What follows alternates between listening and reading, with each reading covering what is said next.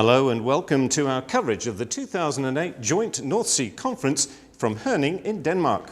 This year's theme is Towards a Sustainable Future, and the staff from the North Sea Programme Secretariat in Viborg set the tone right from the start by cycling the 40 kilometres here to the conference centre, thereby reducing their carbon footprint.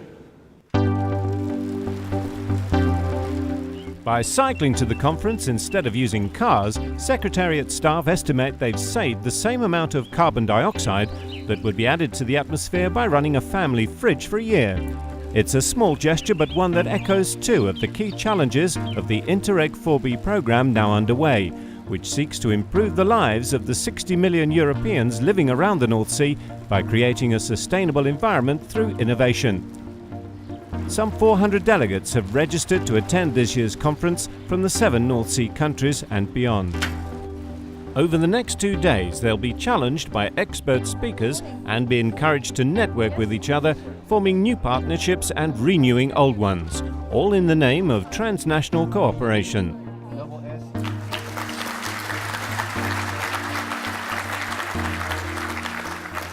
Thank you, Chairman, and good morning to everybody. The proceedings were launched by Jim Millard, chair of the North Sea Programme Monitoring Committee, who set the theme of this year's conference Towards a Sustainable Future in the context of current events. It's difficult to turn on the television news or open any of our newspapers these days without the media being dominated by the increasing demand for oil, and arguably an increasingly unsustainable demand for oil and for energy. Perhaps for us, that's brought into even sharper relief, given the North Sea's capacity around oil and gas production. So our theme, Towards a Sustainable Future, is very apt. And my congratulations to the organisers for their prescience, for their foresight. They must have seen this coming. The theme was taken up by Oliver Schaefer, who warned that nothing less than a revolution in the way we think about generating energy is required. We need to radically change the way we supply our energy. We need to radically change the way we demand for energy. There's much more than a little adaptation here or there. There is something that I would call the third industrial revolution, because the way we supplied our energy the last 100 years is not sustainable. And it's not only not sustainable in terms of environment. There's much more when we talk about sustainability than the environment. The environment is something we all need to live, but we also need energy. And when you talk about sustainable energy supply, we also need to talk about safe and secure energy supply. Head of the European Territory Cooperation Unit within the European Commission, Colin, Wolfe, emphasised that some smart thinking will be needed to find a way of bringing together historically conflicting elements of our economies.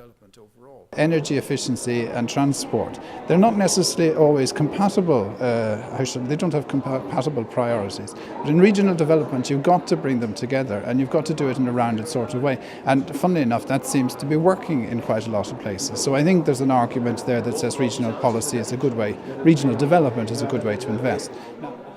Finally, some praise for the North Sea programme by the chair of the committee tasked with monitoring its efficiency and effectiveness.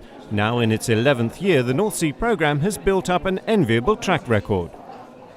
North Sea programme has a very strong track record in delivering successful programmes. That's, in a sense, the task of the programme secretariat, and much credit to Christian and his team for achieving that.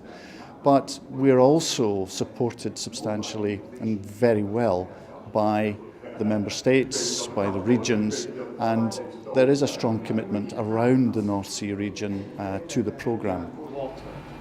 So a lot of cities have waterways around there. The afternoon sessions on day one featured breakout seminars and a search for potential project partners in a strictly choreographed meet and match session that's a bit like speed dating. What I find most important is that very many people seem to realize that we must have a much better cooperation between the local, regional level on one hand, the national and the European level. Tomorrow, some delegates will escape the conference to examine local examples of good practice in aquaculture, innovation and transport. For now, that's all in tonight's programme. Join me again tomorrow for day 2 of the Joint Annual North Sea Conference 2008.